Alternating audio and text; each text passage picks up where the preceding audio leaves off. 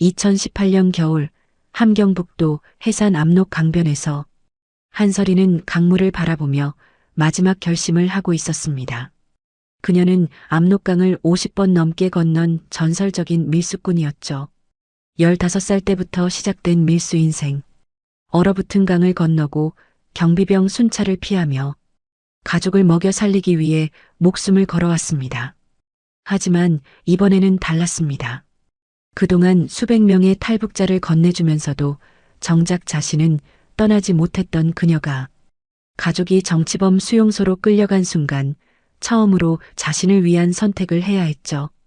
강을 가장 잘 아는 여자가 왜 마지막까지 떠나지 못했을까요?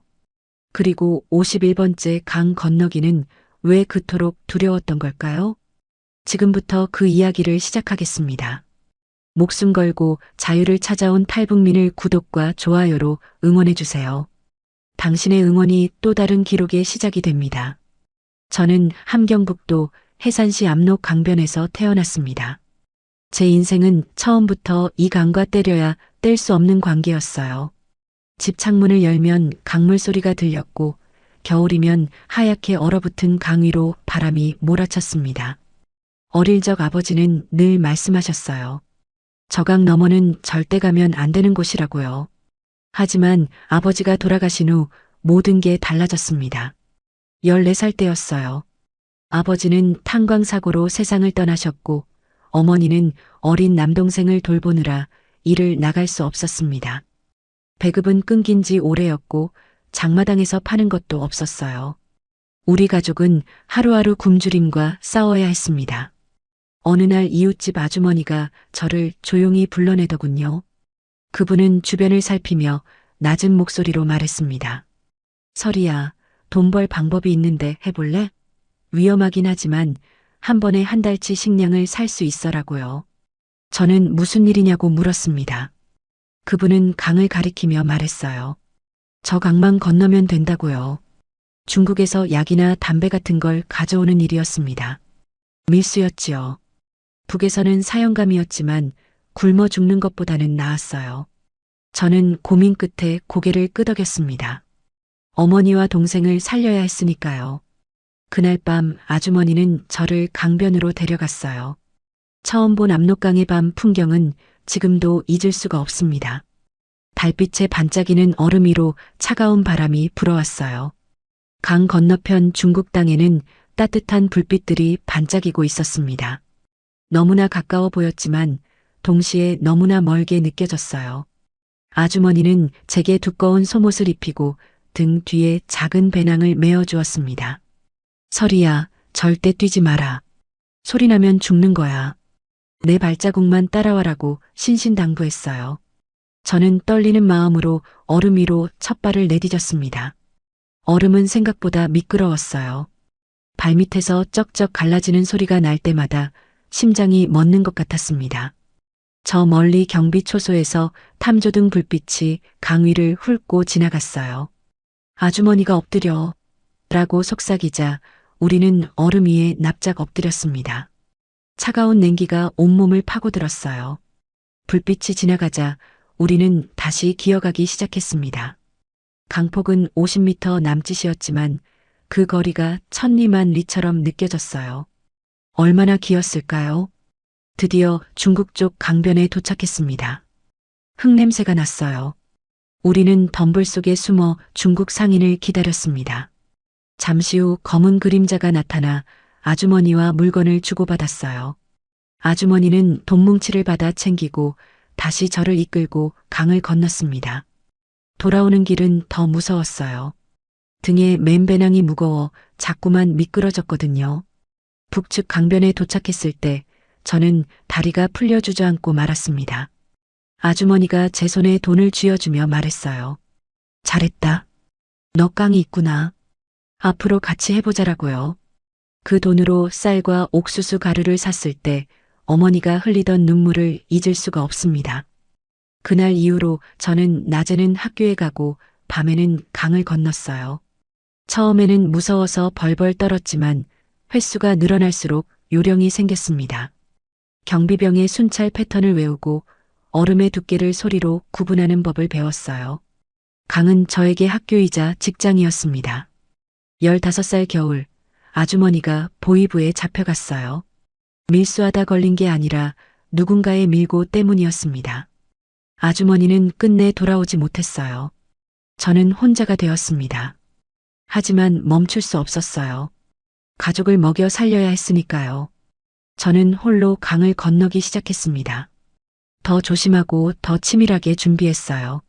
중국 상인들과 직접 거래를 트고 경비병들에게 뇌물을 주어 안전한 루트를 확보했습니다. 어린 소녀였던 저는 어느새 해산 바닥에서 꼬마 밀수꾼으로 통하게 되었지요. 강은 저에게 많은 것을 주었지만 동시에 많은 것을 앗아갔습니다. 친구들과 뛰어놀아야 할 시간에 저는 목숨을 걸고 얼음 위를 기어야 했으니까요. 또래 아이들이 연애 이야기를 하며 웃을 때 저는 오늘 밤 경비병이 누구인지 달이 얼마나 밝은지를 걱정해야 했습니다. 그렇게 10년이 흘렀어요. 저는 더 이상 꼬마가 아니었습니다. 압록강을 50번 넘게 건넌 베테랑 밀수꾼, 사람들은 저를 강의 여왕이라고 불렀어요. 하지만 그 별명 뒤에는 매일 밤 악몽에 시달리는 겁쟁이가 숨어 있었지요. 제가 처음으로 혼자 강을 건넜던 날은 16살 겨울이었습니다. 아주머니가 잡혀간 지 한 달 만이었어요. 집에 쌀독이 바닥을 드러냈고 동생은 배고프다고 울어댔습니다. 더 이상 미룰 수 없었어요. 그날 밤은 유난히 어두웠어요. 금음이라 달빛조차 없었습니다. 저는 아주머니가 가르쳐준 대로 검은 옷을 입고 얼굴에 숯검정을 칠했어요. 배낭에는 중국 상인에게 넘길 약초와 털가죽을 넣었습니다. 강변에 도착하니 칼바람이 불어왔어요. 저는 심호흡을 하고 얼음 위로 발을 내디뎠습니다. 혼자라는 게 이렇게 무서운 줄 몰랐어요. 아주머니의 등만 보고 따라가던 때와는 차원이 달랐습니다. 모든 결정을 제가 내려야 했어요. 어디가 얼음이 두꺼운지, 어디가 얇은지 지팡이로 두드려가며 건넜어요. 탕탕 소리가 날 때마다 등골이 오싹했습니다. 강 한가운데쯤 갔을 때였어요. 갑자기 우지끈하는 소리와 함께 발이 쑥 빠졌습니다. 살얼음판을 밟은 거예요. 차가운 강물이 발목을 덮쳤어요. 저는 비명을 지를 뻔했지만 입을 틀어막았습니다. 소리 지르면 끝장이니까요. 필사적으로 발을 빼내고 엎드렸어요. 젖은 발이 순식간에 얼어붙기 시작했습니다. 그때 저 멀리서 발자국 소리가 들렸어요. 북측 경비병들이었습니다. 저는 숨소리조차 죽이고 얼음 위에 납작 엎드렸어요. 탐조등 불빛이 제 머리 위를 스치고 지나갔습니다. 심장이 터질 것만 같았어요. 누가 있는 거 아니야? 라는 경비병의 목소리가 들렸어요. 바람 소리겠지. 이 날씨에 누가 나오겠어? 라는 다른 병사의 대답이 들려왔습니다. 그들은 잠시 머뭇거리다 다시 순찰을 돌러갔어요. 저는 젖은 발을 끌고 다시 기어가기 시작했습니다. 동상이 걸릴 것 같았지만 멈출 수 없었어요. 중국 쪽 강변에 도착했을 때는 온몸이 땀으로 젖어 있었습니다. 약속 장소에 가니 중국 상인이 기다리고 있었어요. 너 혼자 왔니? 대단하구나라고 상인은 놀라워했습니다. 그는 약초값을 후하게 쳐주었어요. 저는 돈을 받아 챙기고 다시 강을 건넜습니다. 돌아오는 길은 더 힘들었어요. 젖은 발이 감각이 없었거든요. 집에 돌아와 젖은 양말을 벗겨내는데 살점까지 같이 떨어져 나갔어요. 어머니가 제 발을 부여잡고 통곡하셨습니다. 설이야 미안하다. 이 못난 어미 때문에라고요. 저는 어머니를 안고 괜찮다고 말했어요. 그날 밤 저는 알아누웠습니다. 고열에 시달리며 헛소리를 했다고 해요. 하지만 다음 날 아침 쌀밥 냄새에 눈을 떴어요. 동생이 밥그릇을 싹싹 긁어먹는 모습을 보니 아픈 것도 잊혀졌습니다. 그때 깨달았어요. 내가 강을 건너야 우리 가족이 산다는 것을요. 강은 무서운 곳이지만 동시에 생명줄이라는 것을요. 그날 이후로 저는 강을 두려워하지 않기로 했습니다. 대신 강을 정복하기로 마음먹었지요. 저는 강의 모든 것을 연구했어요. 계절별 수위 변화, 얼음이 어는 순서, 경비병들의 교대 시간까지 꼼꼼히 기록했습니다. 그리고 저만의 비밀 루트를 개척했어요. 남들은 모르는 저만 아는 안전한 길들을요. 그렇게 저는 조금씩 베테랑이 되어 갔어요. 하지만 마음 한구석에는 늘 불안감이 자리 잡고 있었습니다. 언젠가는 잡힐지도 모른다는 공포, 그리고 이 위험한 줄타기를 언제까지 계속해야 하는지에 대한 회의감이었어요.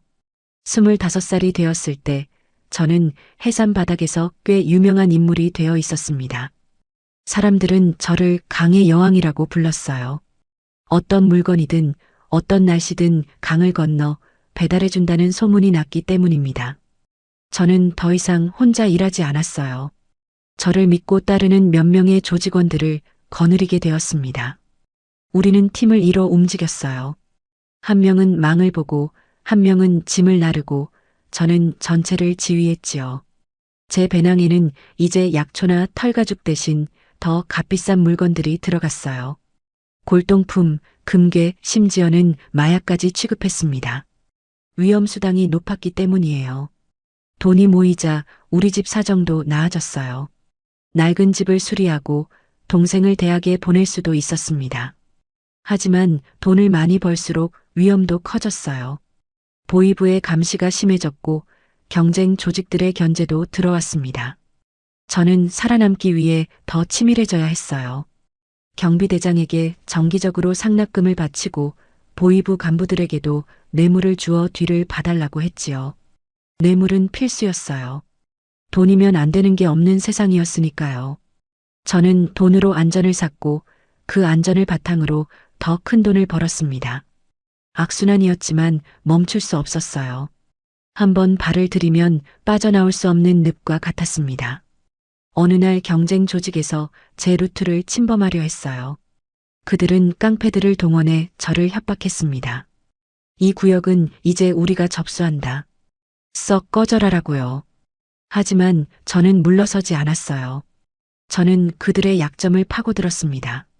그들이 거래하는 중국 상인이 사실은 공안 끈아풀이라는 정보를 입수해 경쟁 조직에 흘렸어요.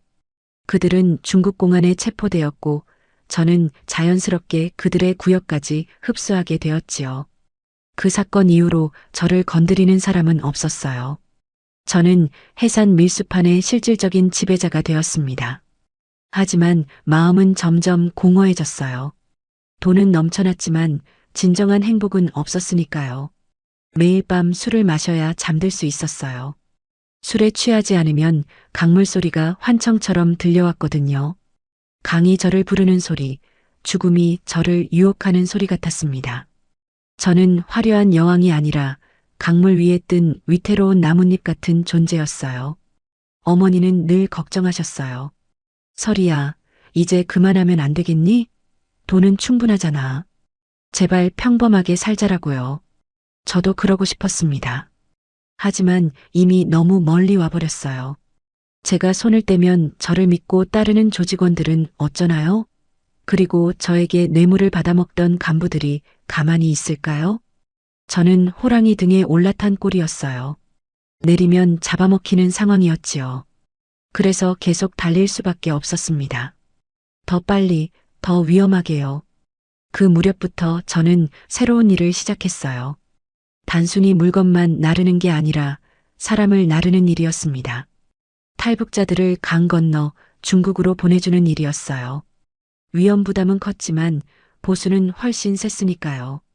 그리고 무엇보다 사람을 살린다는 묘한 사명감이 들었습니다. 탈북 브로커 일은 밀수와는 차원이 달랐어요. 물건은 말도 없고 숨기기도 쉽지만 사람은 그렇지 않았으니까요. 아이가 울거나 노인이 지쳐 쓰러지면 전체가 위험해졌습니다. 하지만 절박한 사람들의 눈빛을 보면 거절할 수가 없었어요. 30살 때였어요.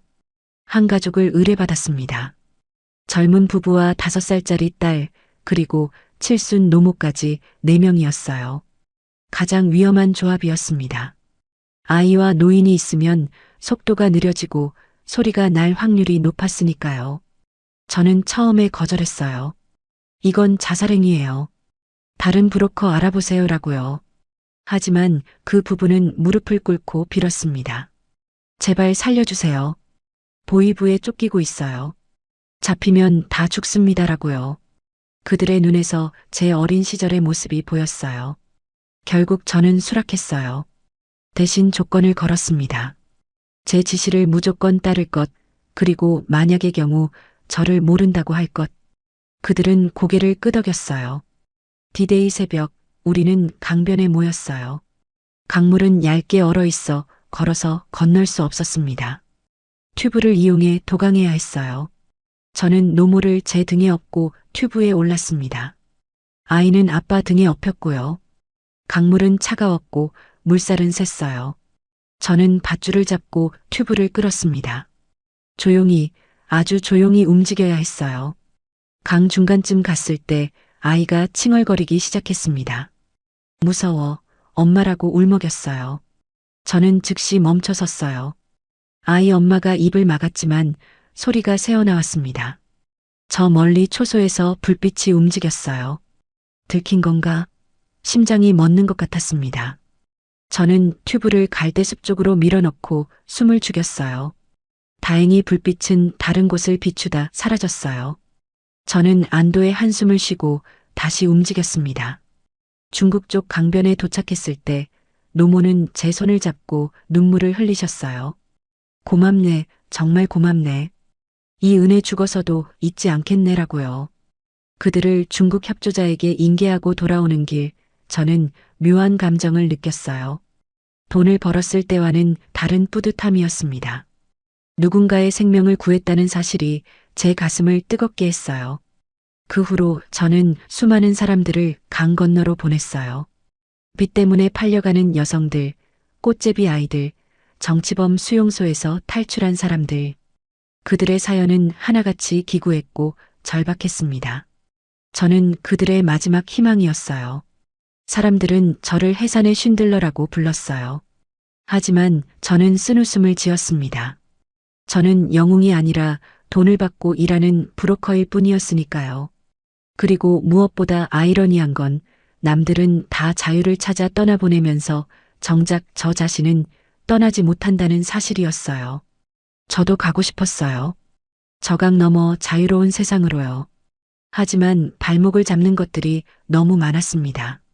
늙으신 어머니, 아직 자리를 잡지 못한 동생, 그리고 제가 책임져야 할 조직원들. 저는 강가에 서서 떠나는 사람들의 뒷모습을 보며 생각했어요.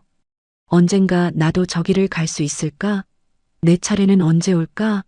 하지만 그날은 유언해 보였습니다. 저는 그저 강을 지키는 뱃사공처럼 남들을 건네주고 다시 제자리로 돌아와야 했으니까요. 그렇게 저는 타인의 자유를 위한 징검다리가 되어 살았어요. 제 자신의 자유는 강물 깊은 곳에 수장시킨 채로 말이죠. 32살, 저는 여전히 해산에 남아 있었어요. 돈은 평생 써도 남을 만큼 벌었지만 삶은 조금도 나아지지 않은 것 같았습니다. 어머니의 병세가 깊어졌기 때문이에요. 폐가 안 좋으셨는데 약을 써도 차도가 없었습니다. 평양에서 비싼 약을 구해다 드려도 잠시뿐이었어요. 의사는 맑은 공기를 마시며 요양해야 한다고 했지만 해산의 공기는 석탄 가루로 매캐했지요. 어머니를 모시고 탈북할까도 생각했지만 노구를 이끌고 험한 길을 가는 건 무리였어요. 동생 철수는 대학을 졸업하고 당 간부가 되려고 애쓰고 있었어요. 누나 덕분에 돈 걱정 없이 공부했지만 출신 성분이 발목을 잡았습니다. 아버지가 탄광 노동자였기 때문에 핵심 계층으로 올라가기 힘들었지요. 철수는 저에게 늘 불만을 토로했어요. 누나 때문에 내 앞길이 막혀. 누나가 밀수꾼이라는 소문이 다 났어. 당에서 나를 주시하고 있단 말이야라고요. 그 말을 들을 때마다 가슴이 찢어졌습니다. 누구 때문에 이 짓을 했는데. 하지만 동생 말이 틀린 건 아니었어요. 제 존재가 동생에게는 짐이 되고 있었습니다. 저는 딜레마에 빠졌어요. 돈을 벌어야 가족을 지킬 수 있는데 돈을 버는 방식이 가족을 위험하게 만들고 있었으니까요. 어느 날 어머니가 저를 부르셨어요. 설이야, 이제 그만 가라. 너라도 가서 잘 살아라. 나는 살 만큼 살았다라고 하셨습니다. 어머니는 알고 계셨던 거예요. 제가 밤마다 강 쪽을 바라보며 한숨 짓는 것을요. 어머니, 무슨 말씀이세요? 제가 어머니 두고 어디를 가요? 같이 살아야죠라고 저는 울먹이며 말했어요. 어머니는 제 손을 잡고 말씀하셨습니다. 내가 행복해야 나도 눈을 감지. 철수 걱정은 말고 너 갈 길 가라라고요. 하지만 저는 차마 발길이 떨어지지 않았어요. 어머니를 두고 떠나는 건 자식된 도리가 아니라고 생각했습니다. 그리고 철수가 아직 자리를 잡지 못했는데 저만 홀라당 가버리면 남은 가족들은 연자제로 처벌받을 게 뻔했어요. 그래서 저는 또다시 주저앉았어요. 조금만 더 있다가 어머니 병세가 좀 나아지면 철수가 승진하면 온갖 핑계를 대며 떠날 날을 미뤘습니다. 사실은 두려웠던 건지도 모르겠어요. 강 너머 낯선 세상에 혼자 던져지는 것이요. 여기서는 돈과 인맥으로 왕처럼 살 수 있지만 거기 가면 저는 그저 빈털터리 탈북자일 뿐이니까요. 제가 가진 기술이라곤 밀 수밖에 없는데 나만 가서 뭘 해먹고 살겠어요? 그런 현실적인 고민들도 저를 붙잡았어요. 밤마다 촛불 아래서 돈을 세며 생각했어요. 이 돈이 다 무슨 소용일까? 행복을 살 수 없다면 종이 조각에 불과한데 동생의 낡은 책가방과 어머니의 약병들을 보며 저는 스스로를 위로했습니다. 그래도 내가 있어서 우리 가족이 굶지 않는 거야. 내가 희생하는 게 맞아. 그렇게 저는 가족이라는 이름의 족쇄를 차고 살았어요. 무겁고 아프지만 스스로 풀 수 없는 족쇄였지요. 그 족쇄가 언젠가 저를 파멸로 이끌 줄은 꿈에도 모른 채로 말이에요. 2017년 여름 상황이 급변했어요. 중앙당 검열단이 해산에 들이닥쳤습니다. 국경 지역의 밀수와 탈북을 뿌리 뽑겠다는 김정은의 특별 지시가 내려왔다고 했어요. 기존에 저와 거래하던 보위부 간부들도 줄줄이 잡혀가거나 좌천되었습니다. 제 안전막이 사라진 거예요. 새로운 검열단은 저를 주시하기 시작했습니다. 강의 여왕이라는 제 별명은 이제 표적이 되었어요. 어느 날 장마당에 나갔다가 수상한 낌새를 느꼈습니다. 검은 가죽 잠바를 입은 남자들이 저를 미행하고 있었어요. 저는 본능적으로 위험을 감지했어요. 장마당의 복잡한 인파 속으로 숨어들었습니다. 채소 장수 아주머니의 좌판 뒤로 돌아 좁은 골목으로 빠져나갔어요. 뒤에서 저기 잡아 라는 고함 소리가 들렸습니다. 심장이 터질 듯 뛰었어요. 저는 해산의 골목길을 누구보다 잘 알고 있었습니다. 미로 같은 골목을 이리저리 뛰어다니며 추적자들을 따돌렸어요. 낡은 담장을 넘고 남의 집 마당을 가로질러 달렸습니다. 한참을 달려 안전가옥에 도착했어요. 숨을 헐떡이며 창밖을 내다보니 보위부 차들이 요란한 사이렌 소리를 내며 지나가고 있었습니다. 이제 해산 바닥도 안전하지 않다는 걸 깨달았어요. 저는 조직원들에게 연락해 당분간 잠수하라고 지시했어요. 그리고 집에 전화를 걸었습니다. 어머니, 당분간 집에 못 들어가요. 철수한테 문 단속 잘하라고 하세요라고 급히 말하고 끊었어요. 며칠 뒤 소식이 들려왔어요. 보위부가 제 집에 들이닥쳐 집안을 쑥대밭으로 만들었다고요. 다행히 어머니와 동생은 건드리지 않았지만 가택수색을 당했다고 했습니다. 그들은 저를 잡기 위해 혈안이 되어 있었어요. 저는 산속 은신처로 거처를 옮겼어요. 그곳에서 숨죽여 지내며 상황을 지켜봤습니다. 검열단은 쉽게 물러갈 기세가 아니었어요. 해산 전체가 공포 분위기에 휩싸였습니다. 밀수꾼들이 줄줄이 잡혀가 공개 재판을 받았어요. 저도 이제 선택을 해야 했어요.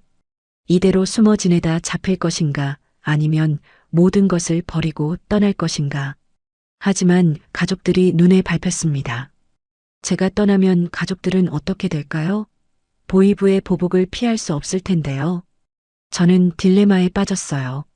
이러지도 저러지도 못하는 상황이었습니다.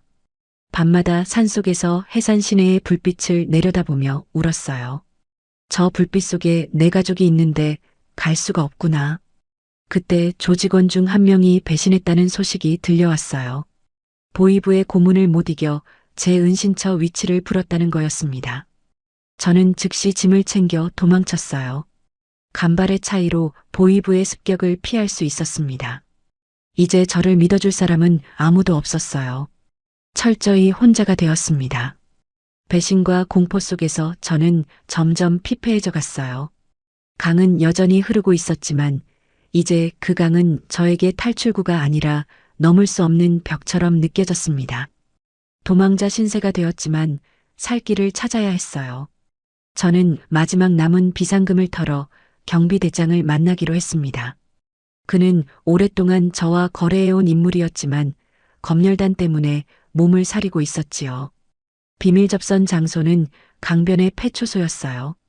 밤 12시 저는 칠흑 같은 어둠 속에서 그를 기다렸습니다. 잠시 후 군화 발소리가 들리고 그가 나타났어요.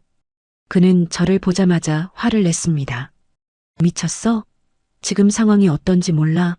나까지 죽일 셈이야? 라고 소리쳤어요. 저는 침착하게 돈뭉치를 꺼내 테이블 위에 올렸습니다. 달러였어요. 그의 눈빛이 흔들렸습니다. 대장동무, 이게 마지막이에요. 나 한 번만 봐줘요. 강 건너게 해주면 이 돈 다 줄게요라고 제안했어요. 그는 돈과 저를 번갈아 보며 고민했습니다. 돈의 유혹은 강렬했어요. 평생 군 생활에도 만져볼 수 없는 거액이었으니까요. 좋아. 대신 조건이 있어. 오늘 밤 딱 한 번이야. 그리고 만약 잡히면 우린 모르는 사이야. 알았어? 라고 그가 말했어요. 저는 고개를 끄덕였습니다.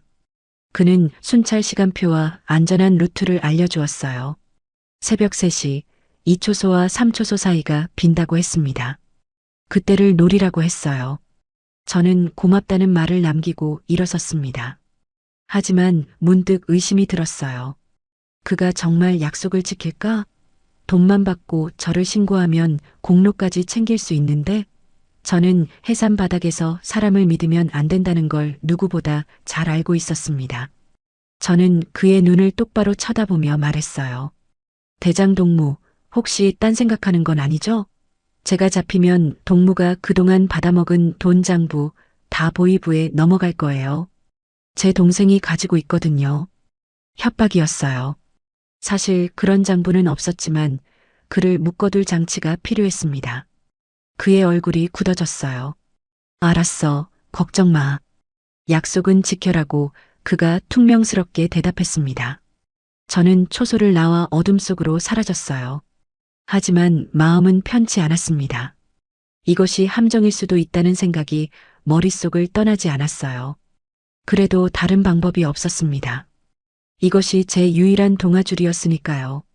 그날 밤 저는 강변 갈대숲에 숨어 시간을 기다렸어요.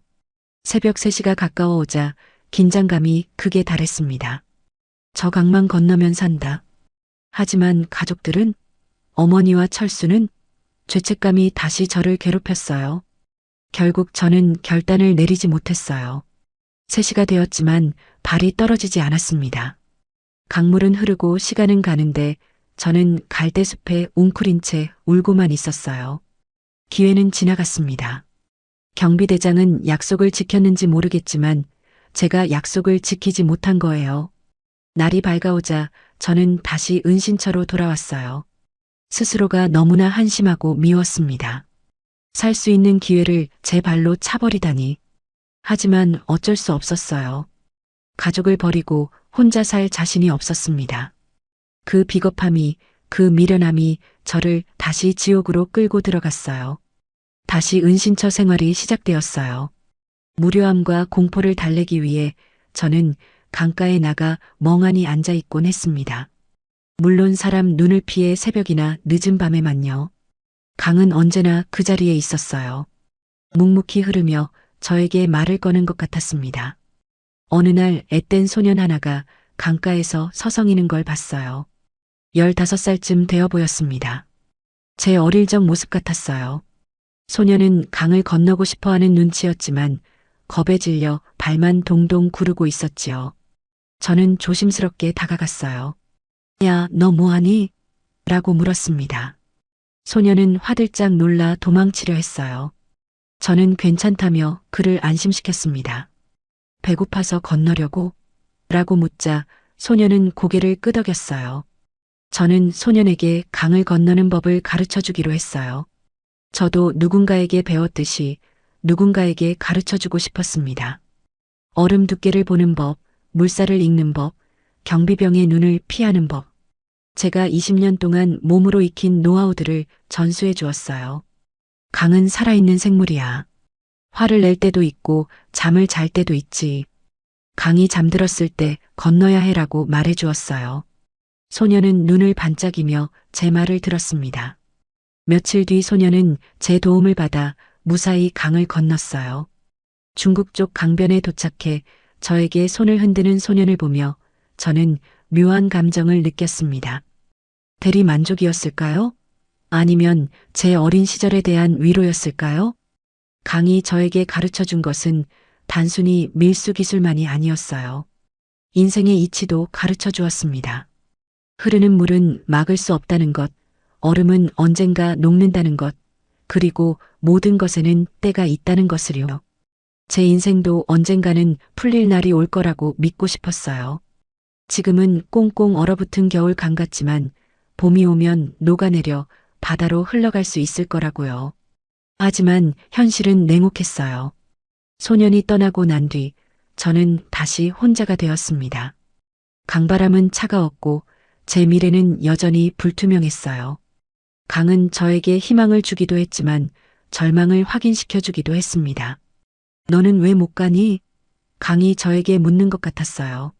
남들은 다 보내주면서 왜 너는 여기 묶여 있니? 라고요. 저는 대답할 수 없었습니다.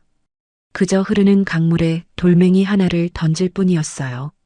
풍덩하는 소리와 함께 돌멩이는 물속으로 사라졌어요. 제 꿈도 제 청춘도 저 돌멩이처럼 가라앉은 것 같았습니다. 하지만 강물은 멈추지 않고 흘렀어요. 저도 멈출 수 없었습니다. 살아야 했으니까요. 어떻게든 살아남아야 했으니까요. 그날 밤 저는 꿈을 꿨어요. 제가 강물이 되어 흐르는 꿈이었습니다. 철조망도 국경도 없이 자유롭게 흘러 바다에 닿는 꿈. 깨어나니 베개가 젖어 있었어요. 그것은 슬픈 꿈이 아니라 희망의 꿈이었을까요? 저는 알 수 없었습니다. 은신처 생활이 길어지면서 식량이 떨어져 갔어요. 위험을 무릅쓰고 해산 시내로 내려가야 했습니다. 변장을 하고 익숙한 골목길을 지나는데 동네 분위기가 심상치 않았어요. 사람들이 삼삼오오 모여 수군거리고 있었습니다. 평소 알고 지내던 이웃 아주머니를 만났어요. 아주머니는 저를 보자마자 소스라치게 놀라며 구석으로 끌고 갔습니다. 설이야, 너 여기 있으면 어떡해? 빨리 도망가. 라고 다급하게 말했어요. 왜요? 무슨 일 있어요? 라고 묻자 아주머니는 울먹이며 말했어요. 어제 보이부 놈들이 내 집에 들이닥쳤어. 내 어머니랑 동생 다 잡아갔다. 정치범 수용소로 보낸다고 하더라. 하늘이 무너지는 것 같았어요. 다리가 풀려 주저앉고 말았습니다. 어머니, 철수야. 제 입에서 신음소리가 새어나왔어요. 아주머니는 제 입을 틀어막으며 말했습니다. 조용히 해. 너까지 잡히면 끝이야. 놈들이 너 잡으려고 혈안이 되어 있어. 빨리 떠나. 저는 믿을 수가 없었어요. 설마 했던 일이 벌어진 거였습니다. 저 때문에 가족이 죄책감과 분노가 쓰나미처럼 밀려왔어요. 당장이라도 보입으로 달려가고 싶었습니다. 내 가족 내놓으라고 소리치고 싶었어요. 하지만 그건 자살행위였어요. 제가 잡힌다고 해서 가족이 풀려나는 건 아니었습니다. 오히려 저까지 잡히면 우리 가족은 몰살당하는 거였어요. 저는 이를 악물고 일어섰습니다. 눈물이 멈추지 않았어요. 어머니의 쭈글쭈글한 손, 동생의 맑은 눈망울이 떠올랐습니다. 내가 죄인이다. 내가 다 망쳤어. 자책감이 저를 짓눌렀어요. 하지만 여기서 무너질 수는 없었습니다. 아주머니는 제 손에 쌈짓돈을 쥐어주며 어서 가라고 등을 떠밀었어요. 저는 비틀거리는 걸음으로 골목을 빠져나왔습니다. 어디로 가야 할지 막막했어요. 갈 곳은 딱 한 군데뿐이었습니다. 강. 다시 강으로 가야 했어요. 이제 저를 붙잡을 족쇄는 사라졌습니다. 아니, 족쇄가 끊어지면서 제 살점까지 다 뜯겨나간 기분이었어요. 가족을 지키기 위해 떠나지 못했는데 가족을 잃고 나서야 떠날 수 있게 되다니. 이 얼마나 잔인한 운명인가요? 저는 강변으로 향했어요. 해가 지고 어둠이 깔리기 시작했습니다. 제 마음속에도 칠흑 같은 어둠이 내려앉았어요. 분노가 슬픔을 덮었습니다. 살아남겠다. 반드시 살아서 이 억울함을 세상에 알리겠다. 그리고 언젠가 힘을 길러 가족을 구하겠다. 그것이 제가 살아야 할 유일한 이유가 되었어요. 저는 눈물을 닦고 신발끈을 조여맸습니다. 이제 정말 마지막이다. 이번에 건너면 다시는 돌아오지 않으리라. 해산 땅을 향해 그리고 보이부 놈들을 향해 저주를 퍼부으며 저는 강으로 걸어갔어요. 강변에 도착했을 때는 이미 밤이 깊었어요. 익숙한 강바람이 불어왔지만 오늘따라 유난히 차갑게 느껴졌습니다. 저는 강가에 서서 건너편 중국 땅을 바라봤어요. 저 불빛들이 오늘따라 왜 그리 슬퍼 보이는지요. 이곳에서 50번을 건넜어요. 물건을 나르고 사람을 나르고 희망을 날랐지요. 하지만 정작 제 자신은 한 번도 건너지 못했습니다. 늘 다시 돌아와야 했으니까요. 하지만 오늘은 달라요. 이번이 5,000번째 그리고 마지막 도강입니다. 편도 티켓. 돌아올 수 없는 길. 저는 작은 가방을 열어봤어요. 어머니 사진과 동생의 편지 한 통. 제가 챙긴 건 그게 전부였습니다. 수없이 날랐던 금괴도 달러 뭉치도 다 부질없었어요. 강물은 검게 흐르고 있었어요. 봄이라 얼음이 녹아 물살이 거셌습니다. 가장 위험한 시기였어요. 하지만 기다릴 수 없었습니다. 보이부 추격조가 언제 들이닥칠지 모르니까요. 저는 심호흡을 했어요. 설이야 할 수 있어. 너는 강의 여왕이잖아. 이 강은 내 친구야. 스스로에게 최면을 걸었습니다. 하지만 손은 덜덜 떨리고 있었어요. 두려움 때문만은 아니었습니다. 고향을 등진다는 죄책감, 가족을 지키지 못했다는 회개, 그리고 미지의 세계에 대한 공포가 뒤섞여 있었지요. 저 멀리 초소에서 탐조등이 켜졌어요. 빗줄기가 강 위를 훑고 지나갔습니다. 저는 바위 뒤에 몸을 숨겼어요. 경비병들의 웃음소리가 바람에 실려왔습니다. 저들은 알까요? 지금 이 순간 누군가가 목숨을 걸고 있다는 것을. 저는 하늘을 올려다봤어요. 별들이 총총히 떠 있었습니다. 어머니, 보고 계세요? 저 이제 가요. 살아서 꼭 복수할게요. 동생아, 조금만 기다려. 누나가 꼭 데리러 올게. 마음속으로 피맺힌 맹세를 했어요. 탐조등이 꺼지자 저는 물가로 다가갔어요. 차가운 강물이 발목을 적셨습니다. 뼈가 시릴 정도로 차가웠어요. 하지만 멈출 수 없었습니다. 한 발, 두 발. 물속으로 들어갔어요. 이 강을 건너면 저는 더 이상 한설이가 아닐 거예요. 탈북자, 난민, 이방인. 새로운 이름으로 살아가야겠지요. 하지만 상관없었습니다. 살아남는 것이 중요했으니까요. 물이 허리까지 차올랐어요. 물살이 제 몸을 휘청이게 했습니다. 저는 중심을 잡으며 앞으로 나아갔어요. 50번의 경험이 제 몸에 배어 있었습니다. 물살을 타는 법, 소리를 죽이는 법. 본능적으로 움직였어요. 이제 돌아갈 곳은 없어요. 오직 앞만 보고 가야 합니다. 자유를 향해, 생존을 향해. 저는 이를 악물고 어둠 속으로 몸을 던졌어요. 5,000번째 강 건너기가 시작된 것입니다. 강물은 생각보다 깊고 물살이 셌어요. 며칠 전 내린 비로 수위가 불어난 탓이었습니다. 가슴까지 차오르는 물속에서 저는 필사적으로 헤엄쳤어요. 배낭을 머리 위로 들어 올리고 한 손으로 물살을 갈랐습니다.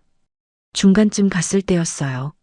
떠내려오는 얼음 덩어리가 제 어깨를 강타했습니다. 하는 소리가 절로 나왔어요.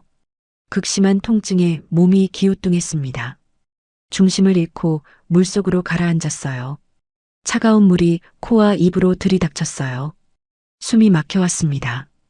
이대로 죽는 건가? 아득해지는 정신 속에서 어머니 얼굴이 스쳐 지나갔어요. 안 돼, 죽을 수 없어. 저는 발버둥 치며 수면 위로 올라왔습니다. 콜록거리며 숨을 몰아쉬는데 갑자기 주변이 환해졌어요. 탐조등이었습니다. 저를 발견한 거예요. 거기 누구야? 멈춰. 라는 고함 소리와 함께 총소리가 들렸습니다. 타탕, 타타탕.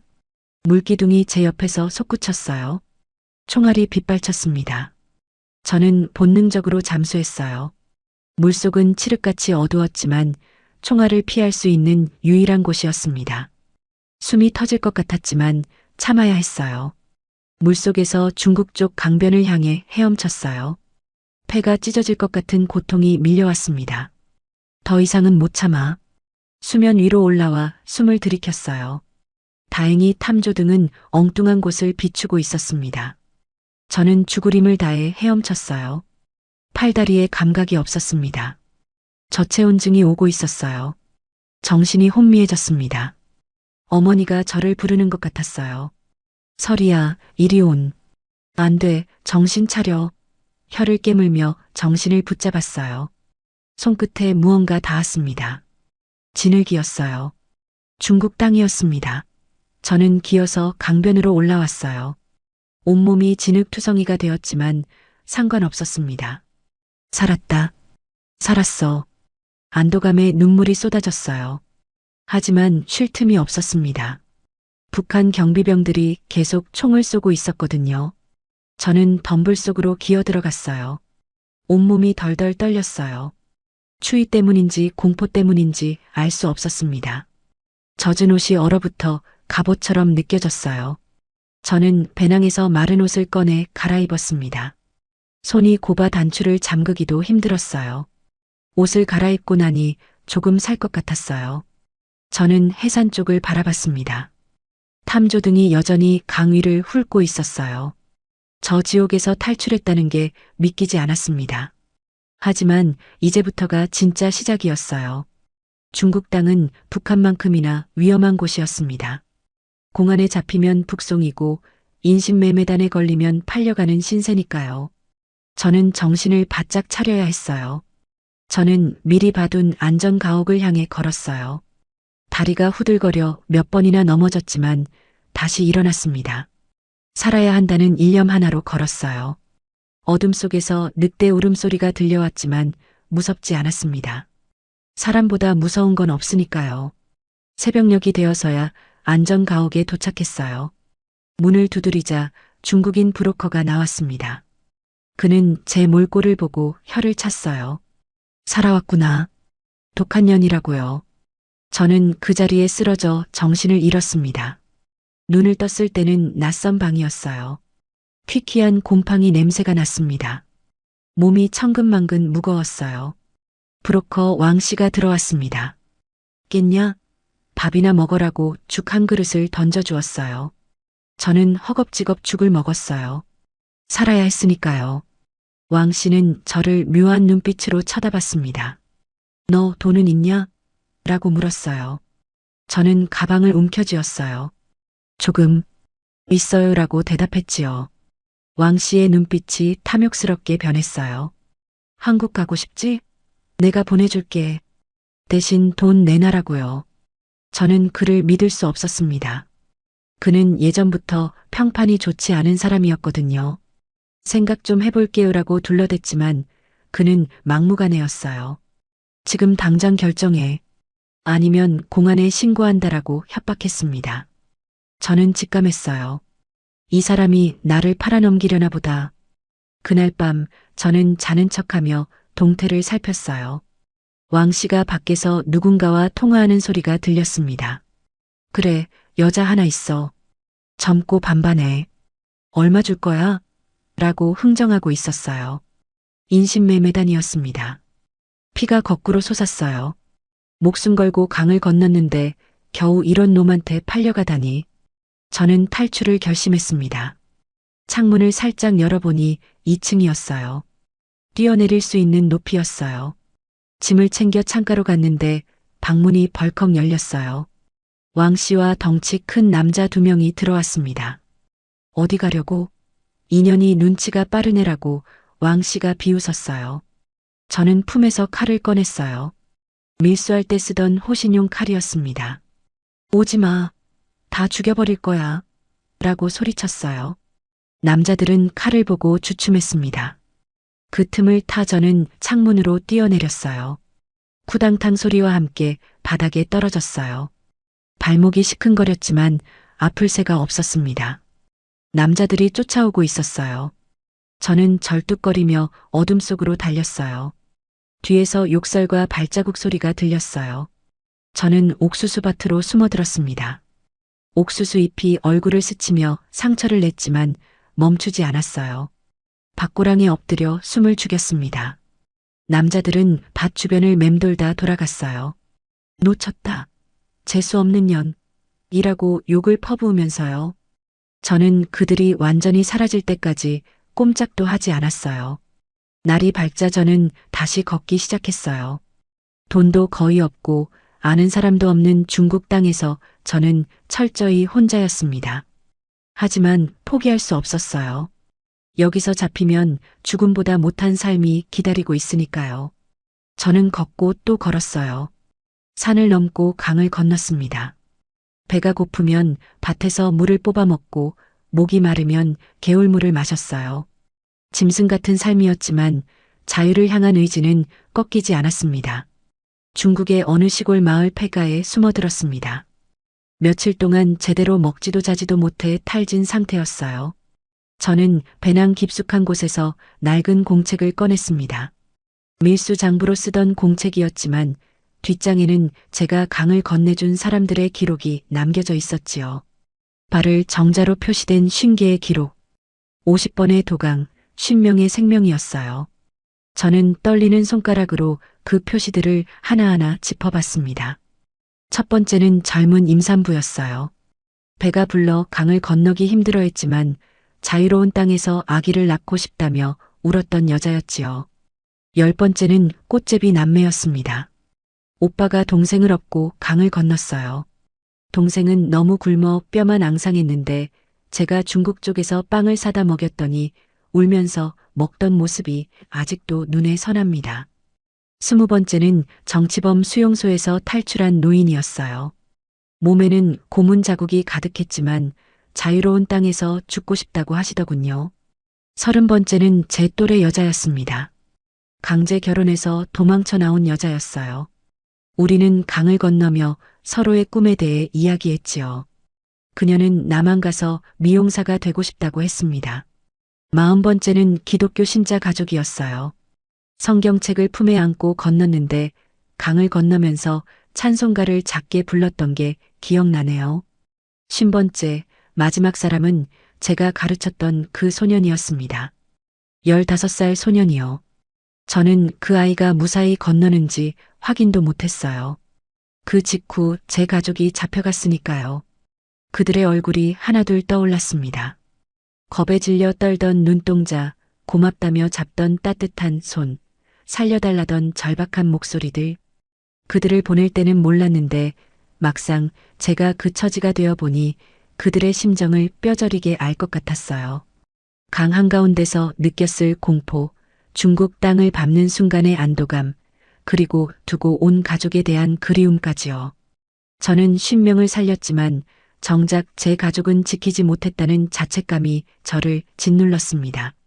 공책 맨 마지막 장에는 제 가족의 이름이 적혀 있었어요. 어머니, 철수, X 표시가 되어 있었습니다. 구하지 못한 사람들이요. 가슴이 미어지는 것 같았어요. 눈물이 공책 위로 뚝뚝 떨어져 잉크가 번졌습니다. 하지만 저는 깨달았어요. 제가 50명을 살렸다면 그것이 제 속죄가 될 수 있을 거라고요. 밀수로 벌어먹고 살았지만 사람을 살린 것도 사실이었으니까요. 그들이 어딘가에서 잘 살고 있다면 나도 살 수 있다. 나도 행복해질 자격이 있다고 생각했습니다. 저는 공책에 5첫 번째 줄을 그었어요. 한설이. 제 이름을 적었습니다. 나도 이제 그들 중 하나가 되었구나. 도움을 받는 사람이 되었구나 싶었어요. 아이러니했습니다. 평생 남을 건네주던 사람이 이제는 건네받아야 하는 처지가 되다니요. 하지만 저는 달랐어요. 그들과는 달리 저는 브로커도 없이 혼자 가야 했습니다. 50번의 경험이 제게 있었으니까요. 저는 제 자신의 브로커가 되어야 했어요. 그날 밤 저는 공책을 불태웠습니다.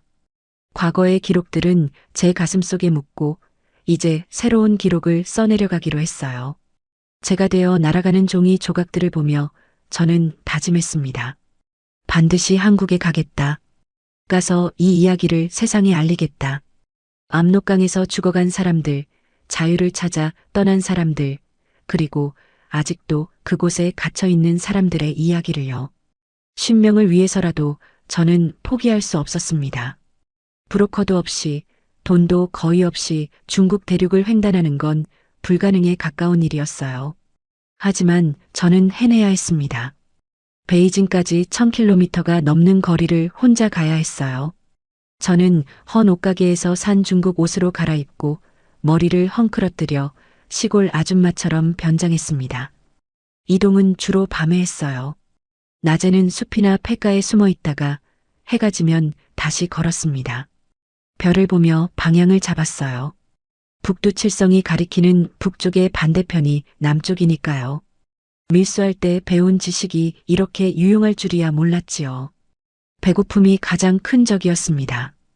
밭에서 훔친 옥수수나 고구마를 생으로 씹어 먹으며 버텼어요. 도둑질이 죄라는 건 알지만 살기 위해서는 어쩔 수 없었습니다. 개울물로 목을 축이고 풀밭에서 잠을 잤어요. 비가 오면 나무 밑에서 떨며 밤을 새웠지요. 일주일쯤 걸었을 때 작은 마을에 도착했습니다. 너무 배가 고파 식당 뒤 쓰레기통을 뒤지고 있었어요. 먹다 남은 만두를 주워 먹는데 식당 주인 아줌마가 나왔습니다. 저는 도망치려 했지만 다리에 힘이 없었어요. 아줌마는 저를 쳐다보더니 한숨을 쉬었습니다. 북조선 사람이지? 들어와라고 말했어요. 저는 경계하며 물러섰지만 아줌마는 따뜻한 눈빛으로 저를 안심시켰습니다. 괜찮아. 신고 안 해. 밥이나 먹으라고요. 식당 안으로 들어가니 따뜻한 국물 냄새가 났어요. 아줌마는 제게 뜨거운 짬뽕을 내왔습니다. 저는 눈물을 흘리며 먹었어요. 오랜만에 먹는 따뜻한 밥이었습니다. 아줌마도 조선족이었어요. 북에 친척이 있다고 했습니다. 그래서 탈북자들을 돕는다고 하더군요. 아줌마는 제게 깨끗한 옷과 약간의 돈을 주었습니다. 그리고 베이징까지 가는 버스 노선을 알려주었어요. 고맙습니다. 정말 고맙습니다라고 제가 말하자 아줌마는 손을 저었어요. 괜찮아. 살아서 잘 되거라. 그리고 나중에 성공하면 다른 사람 도와주면 되라고 말했습니다. 아줌마 덕분에 저는 버스를 탈 수 있었어요. 물론 검문이 두려워 작은 마을 버스만 골라 탔습니다. 큰 도시는 피했어요. 그렇게 조금씩 남쪽으로 내려갔습니다. 한 달이 걸렸어요. 한 달 동안 걷고 숨고 도망치고 또 걸었습니다. 드디어 베이징에 도착했습니다. 거대한 도시였어요. 빌딩 숲을 보며 저는 압도당했지만 동시에 희망도 생겼습니다. 이 거대한 도시 어딘가에 한국 대사관이 있을 테니까요. 저는 조선족 교회를 찾아갔어요. 목사님께 사정을 말씀드렸더니 저를 숨겨주며 대사관과 연락을 취해 주었습니다. 일주일 후 대사관 직원이 비밀리에 저를 만나러 왔어요. 신원 확인과 간단한 면담이 있었습니다. 그들은 제 이야기를 듣고 놀라워했어요. 혼자서 여기까지 왔다고요? 대단하시네요 라고 말했습니다. 저는 쓴웃음을 지었어요. 대단한 게 아니라 필사적이었을 뿐이었으니까요. 한 달 후 저는 한국행 비행기에 올랐습니다. 가짜 여권이었지만 합법적인 절차였어요. 비행기가 이륙하는 순간 저는 창밖을 내다봤습니다. 중국 땅이 점점 멀어지고 있었어요. 저 아래 어딘가에 압록강이 있겠지요. 제가 50번을 건넌 그 강이요. 그리고 더 멀리 북한 땅 어딘가에 어머니와 철수가 있을 거예요. 미안해요. 먼저 가서 미안해요. 꼭 다시 만나요. 창밖을 향해 속삭였습니다. 구름 위로 올라가며 저는 새로운 삶을 향해 날아가고 있었어요. 인천공항에 도착했을 때는 새벽이었습니다. 국정원 직원들이 저를 맞이했어요. 석 달간의 조사를 거쳐 하나원에서 3개월 교육을 받았습니다. 그리고 드디어 서울의 한강이 내려다 보이는 작은 임대 아파트에 정착하게 되었어요. 창밖으로 유유히 흐르는 강물을 볼 때마다 압록강이 생각났습니다. 하지만 이제 더 이상 두렵지 않았어요. 한강은 자유롭게 흐르고 그 위를 지나는 사람들은 누구의 눈치도 보지 않았습니다. 저도 마찬가지였어요. 평범한 일상이지만 저에게는 기적 같은 하루하루였지요. 저는 탈북민 상담사로 일하기 시작했습니다. 저처럼 힘든 과정을 거쳐 온 사람들을 돕는 일이었어요. 제 경험이 그들에게 작은 위로가 되길 바라면서요. 가끔 상담실에 찾아오는 사람들의 눈빛에서 옛날 제 모습을 봤습니다. 두려움과 절망, 그리고 희망이 뒤섞인 그 눈빛을요. 그럴 때마다 저는 제 손을 잡아주었습니다. 괜찮아요. 다 지나갈 거예요. 당신은 혼자가 아니에요라고 말해줬어요. 그 말은 그들에게 하는 말이기도 하지만 저 자신에게 하는 말이기도 했습니다. 거실 한켠에는 작은 탁자가 있어요. 그 위에는 어머니와 철수의 사진이 놓여 있었습니다. 매일 아침 사진을 보며 인사를 했어요. 어머니, 저 잘 지내요. 철수야, 누나 열심히 살고 있어. 가끔은 죄책감이 불쑥 찾아오기도 했습니다. 나만 이렇게 잘 살아도 되나 싶어서요. 하지만 그럴 때마다 다짐했어요. 더 잘 살아야 한다고. 내가 행복해야 하늘에 계신 어머니도 웃으실 거라고요. 주말이면 한강공원에 나가 자전거를 탔습니다. 강바람을 맞으며 달리면 가슴이 뻥 뚫리는 것 같았어요.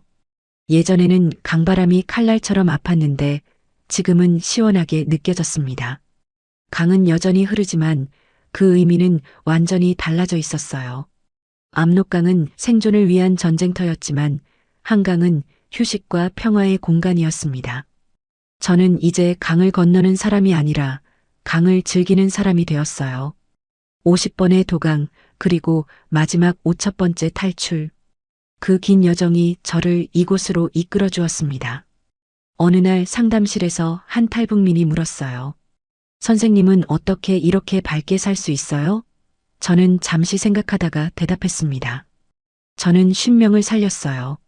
그분들이 어딘가에서 잘 살고 계실 거라고 믿으니까 저도 잘 살아야죠라고요. 저는 이제 압록강을 등지고 섰습니다. 하지만 잊지는 않을 거예요. 그 강이 가르쳐준 생존의 법칙, 그리고 그 강에 두고 온 소중한 기억들을요. 그것들이 저를 단단하게 만들었으니까요. 제 인생의 1막은 압록강에서 끝났지만 2막은 한강에서 새롭게 시작되었습니다. 앞으로 어떤 시련이 닥쳐도 저는 이겨낼 수 있을 거예요. 저는 강의 여왕 한설이니까요. 자유라는 이름의 바다를 향해 저는 오늘도 힘차게 노를 저어갑니다. 그리고 언젠가 통일이 되면 제일 먼저 고향으로 달려가 철수를 찾을 거예요. 그때까지 저는 여기서 당당하게 행복하게 살겠습니다.